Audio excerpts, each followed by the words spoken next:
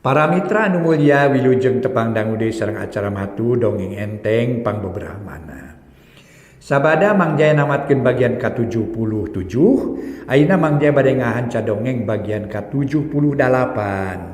Mang Jaya ngaturkeun nuhun dongeng-dongeng ti Mang Jaya official mugi katampi ka lain kabingahan. Mohon atuh bagian ke-78. Teu acan tamat para mitra, teu acan kaya dugi katamatna we lah dongeng banyak. Mangga nyaeta Karaman di Karang Kamulyan karangan Rai Salira neraskeun dina lalakon Padepokan Sabaraga. Mang Jaya ngaturkeun nuhun terutami nu parosno subscribe sareng locengna. Nu teu acan ditoel we nya, subscribe-na sareng locengna. Toel nu teu acan. Nah, mangga atuh atur nuhun sakali diatur nuhun margi eta mah kanggo perbendaharaan Mang Jaya nya. Subscribe begitunya para wargi perbendaharaan Mang Jaya. Mang Jaya ngaturkeun nuhun Karaman di Karang Kamulyan karangan Rai Salira dina bagian ke-78 urang teraskeun deui wilujeng ngadangukeun.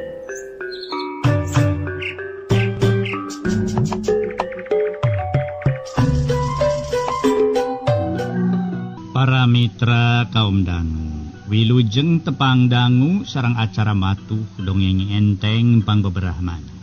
Mang Jaya sapara kanca bade neraskeun hanca dongeng nu katunda kamari, carios nyambung judulna nyaeta Karaman di Karang Kamulyan. Ieu dongeng para mitra rekayasana Rai Salira. Ayeuna teh nincak bagian ke-78. Sakumaha nu kauninga para mitra dina akhir bagian ke-77 harita Imas prihatin rek mudag-mudag basuntama anu kacarioskeun parantos ngiwat Maastini. Sabada pamitan kanu araya matuluy Mang Soyi ngiringkeun Imas prihatin. Tuluy miang lumampah nu maksudna rek mudag basuntama nu geus mawa kabur Maastini. Imas prihati nyaho pisan kana nasib Maastini tangtu bakal diroga hala kahormatanana ku Basuntama. Da puguh geus nyaho kana kabiasaan jalma-jalma jarahat ka diri kaum wanita. Sokomo apan Maastini kasup boga rupa geulis sok sanajan geus kolot. Satengah lumpat Imas prihatin sabab hayang buru-buru ngudag Basuntama kalawan hayang nyalametkeun Maastini. Mang Soyi meniharuha hareho ngudag Imas prihatin. Da puguh berat mawa awak sorangan Mang Soyi teh. Tapi najan cape oge Mang Soyi tetep ngudag Imas prihatin. Lantaran lian tisieun Imas prihatin ngambek ka dirina. Oge ngarasa hariwang ka Imas prihatin bisikeuna ku balai. Da puguh apa nu keur diudag teh minangka saurang jalma nu geus masagi ku pangarti kasipuh ku ilmu pangaweruh. Puguh sahanu teu apal kangaran-ngaran Basuntama saurang jago ti mungkal poleng. Sokomo ayeuna kira ngaji geus palastra. Jadi pikeun Basuntama asa beuki gede hulu we. Lantaran eueuh nu dipikasieun ayeuna mah. Imas prihatin ningali kaayan Mang Soyi atuh kapaksa eureun heula. Ngadagoan Mang Soyi anu tinggalin jauh. Kituna bari jeung hatena ngarasa jengkel ka Mang Soyi. Nu teu bisa diburu-buru. Munceuk hate madirina hayang ningalkeun Mang Soyi. Kalawan rek ngudag Basuntama. Sabab bisi Maastini keuna ku balai. Tapi ari dipikir deui mah bet asa kurang hade. Lamun dirina ngagugu kana nafsu. Leuwih nati kitu apan hiji waktu madirina sok butuh ku bantuan Mang Soyi. Nu memang teu ngaleulengit kana kabisa Mang Soyi. Sedengkeun ari nu keur diudagna nyatana Basuntama. Keur mamanggul Maastini nu dina kaayanna harita teh cenah para mitra teu inget di bumi alam. Basuntama kebat lumampah muru ka Karang Kamulyan. Bari jeung ngakawas teu ngarasa berat najan bari mawa awak Maastini. Lumampahna gancang naker. Sabab hayang buru-buru anyog ka Karang Kamulyan. Kituna hatena bungangang bunga. Lantaran karep jeung kahayang nu salila ieu disidem dina hate. Nu moal lila deui bakal laksana. Bisa ngamilik dirina Maastini. Nu sanyana geus bogoh ti baheula tresna ti Bareto. Kebat lumampah na Basuntama nu teu kacatur di perjalananana. Da puguh jalanan robos. Basuntama geus anyog ka tapal wates dayeuh Karang Kamulyan. Sarta tuluy asup laju muru imah panganjerkanana. Rai Basuntama mukakeun panto. Kasampa Ki Jabud jeung si Gomar keur calecing caleuhak barang dahar. Basa nempo Basuntama datang duanana curinghak. Tuluy mencerong kanu dipanggul ku Basuntama. Pok Ki Jabud tumanya. Sae eta we mah? Pokna bari neuteup ka Basuntama. Hehehe. Rejeki ama itu Jabud. Walon Basuntama ukur sakitu. Tuluy asup ka kamarna tuluy ngagolerkeun Maastini. Dina kasur anu masih keneh teu inget di bumi alam. Maastini teh tacan eling keneh da puguh para mitra sadaya. Harita teh aya bagian-bagian cenah para mitra urat-urat getihna anu memang para wargi sadaya diome ku Basuntama. Nepi ka Maastini teu inget di bumi alam. Ngalempreh teh lain bobodohan. Sabada ngagolerkeun Maastini mah tuluy Basuntama kaluar deui ti kamarna. Bari samemeh kaluar teh make jeung nyium heula pipi Maastini anu keur teu eling-eling. Cepret panto dikunci ti luar. Tuluy nyampeurkeun ka si Gomar jeung si Jabud nu masih keneh pating caleuhak barang dahar. Gek Basuntama teh diuk nyokot piring sarta ngalasan sangu tuluy dahar meningalimen. Bari jeung teu kukumah leungeun heula sagala rupa bakat ku lapar meurenda capek. Oe ti mana mak? Ki Jabud tumanya bari bangun ngarasa panasaran. Eta mah kabogoh amat ti baheula nu direbut ku Sirang Haji teh. Ayeuna Sirang Hajina geus modar. Nyaku amat tadi cokot deui we ya puguh sabenerna mah. Ti baheula ge milik amat teh. Pokna bari ngahua. Wah. Jadi eta ambewe eta bika ngurut Kirang Haji bapana si Bandaranya. Si Gomar nimrung tumanya bari ngareret ka Basuntama. Teu salah Gomar. Eta teh urut pamajikan Sirang Haji nu geuning ka sabaraha kadua mun teu salah mah. Wah. Bisa jadi dia meresep kana urutannya. Cek si Gomar seuri bari ngareret ka Basuntama. Ontong kemana wae nyarita teh Gomar. Si Jabud kawas nu mangteu ngeunahkeun kana caritaan si Gomar nu matak nyigeung kana hate bapana. Wah, nah salah kitu ngai nyarita. Apan sidik cenah eta teh urut pamajikan Sirang Haji. Lain urut ari kitu teh. Jadi anak itu mah kolot urang teresep kana urutan. Cek si Gomar asa bener. Jembe Gomar, teu kudu ngahina ka bapa kula deuleu. Urut ge bersih keneh deuleu. Ani ka maneangan piributeun wae jeung kula teh. Masih nginget ngaran kula si Jabud. Jago ti mungka poleng nu teh tading. Cek si Jabud munelik ka si Gomar. Mangos. Ribut wae gawe teh bari teh. Basuntama ngahuit. Arinya naon teh? Kawas teh sugema lamun teu patorong-torong teh. Jampai bari lagi. Pokna bari rotret ka si Gomar jeung ka si Jabud. Si Gomar mah. Atuh mah hina wae ka ama. Kula ge teu ngeunah mah. Si Gomar seperti yang riributan wae jeung kula. Masih inget ama? Ngaranna kami teh si Jabud jago ti muka poleng nu teh tanding. Cek si Jabud. Oh, ngeus. Geus perkara nu kitu mah teu kudu digegedekeun. Teu kudu dipapanyangkeun sabab dina kayan genting ieu mah urang bakal cilaka. Lamun antara urang tetep manyangkeun hanu teu perlu sarta ngagegedekeun masalah leutik. Cek Basuntama ngarasa keheul sabab si Jabud jeung Gomar teu bisa akur kalawan saperti nu diharepkeun. Para mitra anu mulya kocapkeun Maastini. Kaayaan Maastini nu masih keneh tacan eling-eling. Harita sanggeus sababara lila Maastini teh ngulisi. Rai panona beunta tuluy rarat-reret. Kasisi kagigir tuluy gigisi. Sarta nempoan sakuriling eta tempat. Gebeg maastini ngagebeg satakar kebeg. Uluy ngorejat sabab dirina teu apal ka eta kamar. Nah di mana ari aing teh bet aya di dieu geuning? Ari ieu tempat saha? Gerentesna bari angger rarat-reret. Nitenan eta kamar anu pikeun manehna ngarasa aneh, pikeun dirina da puguh karek harita aya di eta tempat. Ras maastini inget kana kajadian tadi. Kapan tadi mah dirina teh keur adu hareupan rebutan pangarti jeung Basuntama. Tapi naha kiwari dirina aya di eta tempat nu teu apal, teu dikenal ku dirina.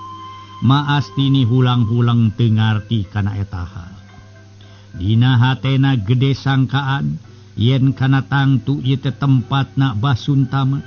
Sabab nyata apan tadi teh Basuntama hayang mawa dirina.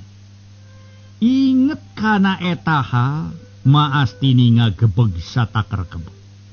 Ngagebeg lain deui lantaran ngarasa hariwang. Basuntama maksa mirusa dirina. Keur kitu brai panto muka lalaunan.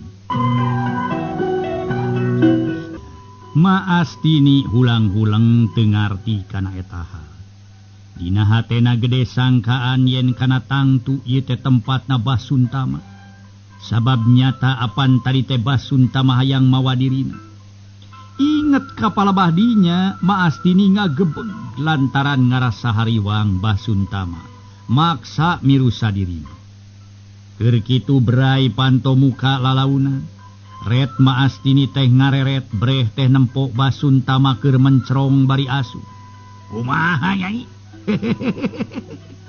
Betah di kamar si kakak? Pokna bari surungah serengeh gumaset. Hayang kataksir kuma astini meureun.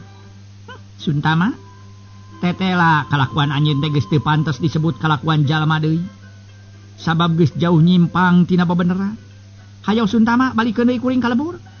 Lepaskeun deui diri kuring sabab kuring teh suka teu ridho aya di tempat nu sanyana pinuh ku dosa jeung kagorengan. Maastini sesentak lantaran ngarasa nafsu terhadap kadiri Basuntama. Buat asa piraku nyai. Piraku nyai teu betah di dieu. Apaan aya si kakak nuduk ngabaturan nyai lalayaran dina sagara nu pinuh kabagjaan jeung kasugemaan. Piraku tempat caki harurung herangna make jeung teu betah. Nyai maina naon teh sok aya wae. Basuntama nyereng. Sangeuk deuleu Suntama. Hayo kaluarkeun diri kuring ti tempat. Buru-buru kaluarkeun. Sabab nepikeun ka iraha wae kuring mah teu suka teu ridho lamun jadi pamajikan Andika Suntama. Maastini nyarekan lak-lak dasar.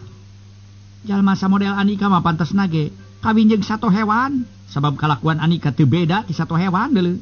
Pokna deui mun cereng ka Basuntama. Rei Basuntama ngarasa nafsu. Dumeh dirina disebutkeun leuwih pantes kawin jeung sato hewan. Kalawan teu nyarita diseak cebet pipi maastini ditamping satakerna. Ana gero maastini ngagero bari nyekelan pipi. Galeong bluk maastini namru dina ubin. Uya kamanya wae nyarita teh sia astini. Basuntama ambekeun. Ayeuna kula ukur nunggu karidoan anjeun pikeun jadi pamajikan kula. Pikeun kula pantang maksa dulu. Ti heula anjeun jadi pamajikan Kirang Haji ku cara maling di inung bapa anjeun. Kalawan inung bapa anjeun dipaehan ku Kirang Haji. Ayeuna kula maling anjeun ti tangan Kirang Haji sabab Kirang Haji jeung si pramuda geus paeh. Ya, jeung si Rang Haji geus paeh deuleu. Jadi anjeun teu kudu loba tinggal. Okna tuluy kaluar sarta para mitra ngoncikeun panto kamar ti luar. Saditinggal keunana ku Basuntama maastini diuk dina bibi ranjang. Bari hatena dipinuhan ku rasa keheul jeung ku ciwa nu taya papadan. Dirina ngarasa hariwang sok sieun Basuntama maksa mirusa ka dirina. Dapuh dirina ge geus nyaho kana adat pangadatan Basuntama. Jalma samodel Basuntama salawasna hayang menang ku cara kumaha bae oge. Sanajan kudu ngarugikeun jeung ngorbankeun pihak nu seje.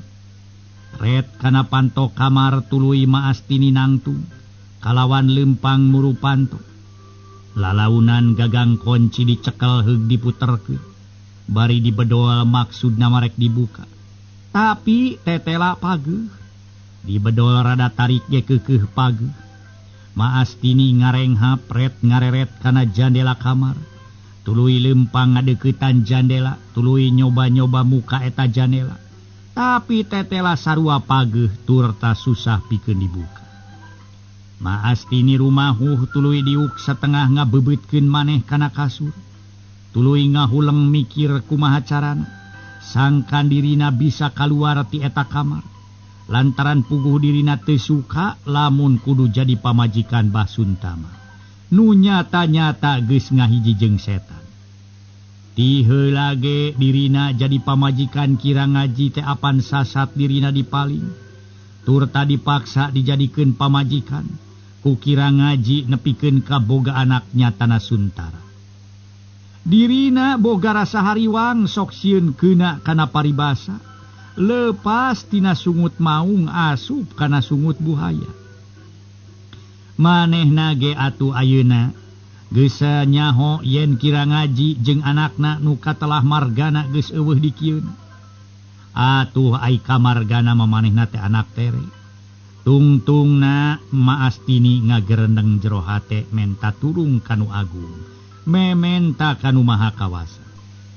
Ya Allah Gusti, mugi Gusti nang tayungan diri abdi sareng nyalametkeun abdi tina ieu balai, sareng tina gangguan Basuntama ka diri abdi ya Allah. Maastini sumambat bari istighfar tuluy-tuluyan ka Allah. Tina saking mungna jadi korban kagangasan Basuntama. Ras inget Kasuntara nu nyata-nyata teu sapaham jeung dirina. Dirina satengah nyalahkeun maneh. Lantaran ceuk papakirna lamun teh ama dirina teu lumampah pikeun neangan Suntara. Tangtu ieu hal teh moal kajadian. Para mitra anu mulia, pikeun Maastini dina kaayan kitu mah eueuh deui manehna teh menta tulung kanu agung. Neneda kanu maha kawasa. Harita para mitra Maastini sumambat ka Zat Allah Subhanahu wa taala. Tina saking embungna jadi korban ka kejeman Basuntama. Ras inget ka nyaeta. Atuh Suntara anu nyata teu sapaham jeung dirina. Dirina satengah nyalahkeun maneh. Lantaran ceuk pamikirna lamun teh ama dirina teu lumampah pikeun neangan Suntara. Tangtu ieu hal teh moal kajadian. Kitu pamikir Maastini nu keur ngarasa bingung sabab teu kapikir ti mana jeung kumaha jalana. Pikeun dirina nyalametkeun diri tur tangalepaskeun diri tina kabiadaban Basuntama. Keur kitu berai panto kamar teh muka deui. Red Maastini ngareret kana eta panto. Lol Basuntama asup deui mawa piring dieusi sangu jeung cenah deungeunna. Sedengkeun leungeun kenca mawa cai dina wadah. Pok Basuntama nyarita deui.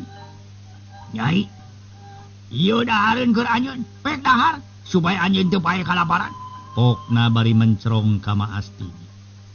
Kami mah teu hayang barang dahar deui Suntama. Sokomo dahareun tangtu ladang babadog rarampong. Dahareun haram hukumna nu kieu teh. Kami mah teu sudi najis kudu ngakanan barang haram. Mendingan ayeuna mah geura kaluarkeun kami sabab kami deuk balik ka imah. Sok buru-buru Suntama, bebaskeun.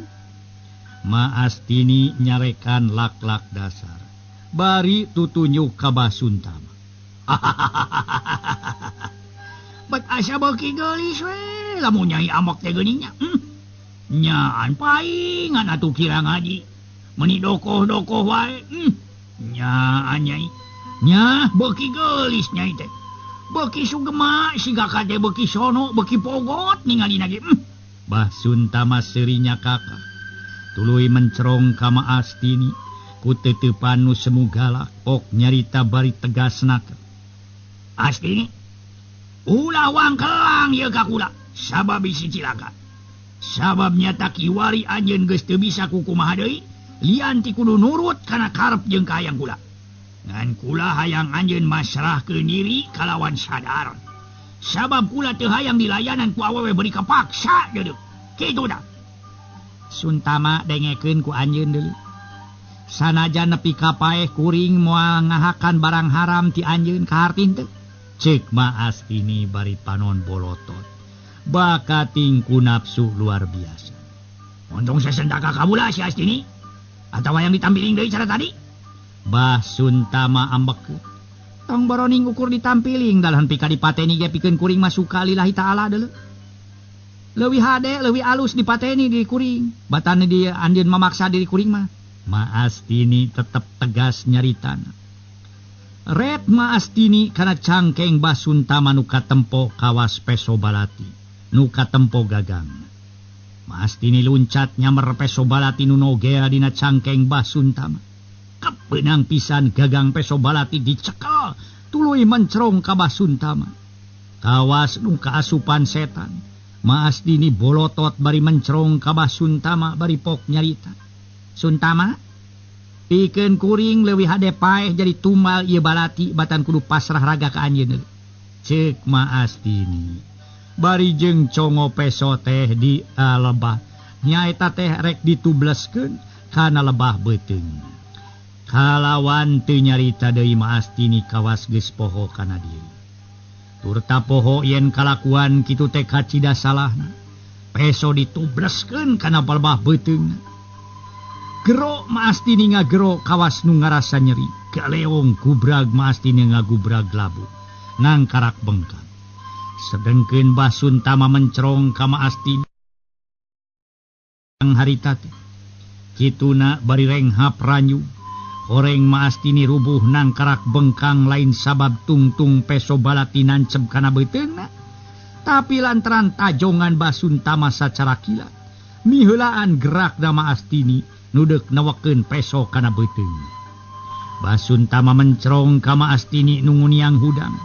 Kituna dirina ngarasa reuwas lantaran mun dirina kurang cepet dina gerak kana tangtu tungtung Peso Balati kaburu ngabudal badilkeun eusi beuteung Ma Astini. Untung Bah Suntama rikat sedengkeun Peso Balati murag tina leungeun Ma Astini tur teu rada jauh aya di juru kamar. Nanaonan anjeun teh Astini? Kula mah moal ngidinan anjeun gigituan, sabab kula butuh ku anjeun. Ceuk Bah Suntama bangun ngarasa reuwas. Suntama, pikeun kaula leuwih hade paeh ngajampana bugang daripada kudu pasrah ka diri anjeun. Haram hukumna pikeun kula. Lamun kudu boga salaki ka pantar anjeun mah deuleu. Ceuk Ma Astini muncul. Ayeuna mah bisa wae anjeun nyarita kitu. Tapi kaula yakin isu pageto mah anjeun bakal sadar. Yeuh bakal sadar diri yen panolakan anjeun teh kacida salahna tur ta taya dasarna. Kula yakin yen anjeun tangtu bakal sadar tur ta bakal pasrah ka diri kula kalawan sadar. Parina ge anjeun teh bengal-bengal teuing pira ukur deuk dijadikeun pamajikan. Awewe sejen mah teu sirik nangantai ngantri lantaran hayang jadi pamajikan kula. Hayang jadi pamajikan jawara, hayang jadi pamajikan ku. Tapi nya anjeun mah teh sena keras ini. Bah Suntama mencrong. Para mitra anu mulia, harita Ma Astini nyarita para mitra sadaya. Kami si Astini teu bisa disaruakeun jeung awewe sejen deuleu Suntama. Bisa wae awewe sejen hayang jadi pamajikan anjeun, tapi pikeun kami haram najis deuleu ceuk kami ge. Kajeun paeh ngajampana bugang tibatan kudu jadi pamajikan anjeun mah. Ma Astini tegas nyaritana. Geus teu boga kasieun kawasna teh kari kumabehna, da puguh dirina, leutik pangharepan bisa kaluar tina cangkreman Bah Suntama. Loba omong anjeun Asli. Ayeuna kula hayang nyaho. Nah caritana anjeun teh jeung sanjana atawa ukur gertak samel. Tapi nu jelas ayeuna pek gerabeakeun eta dahareun ngara anjeun jagjag. Cik Bah Suntama tuluy kaluar ti kamar kalawan panto dikoncikeun. Kurang ajar sia Suntama. Kaluarkeun kami. Kaluarkeun sia Suntama. Ma Astini najongan panto nu dikunci di luar. Maastini harita ngarasa keheul nu taya papadan kana kalakuan Basuntama nu nyata-nyata geus nyangsarakeun dirina. Red kana sangu dina piring, kop dicokot red kana panto pelewar piring nu dieusi ku sangu teh dibalangkeun. Peledagkeun kana panto puguh sanguna mancabura ka mana-mani. Jempe si Astini. Kawas budak leutik kalakuan teh. Basuntama kadenge ngagorowo keluarin kamar. Paduli teuing sia. Ya kabeha alatan anjeun Suntama sia. Ceuk Ma Astini teu eleh ngagorowo ka Basuntama. Para mitra anu mulia nu sami-sami ngadangukeun ieu dongeng.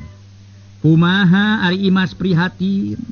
Waktosna kabujeng seep urang carioskeun inggih. Kang dongengkeun dina bagian ka-78. Ayeuna mah bagian ka-78 urang cekapkeun bae sapunyere pegat simpai paturai patepang deui. Wilujeng kantun bae mangga permi.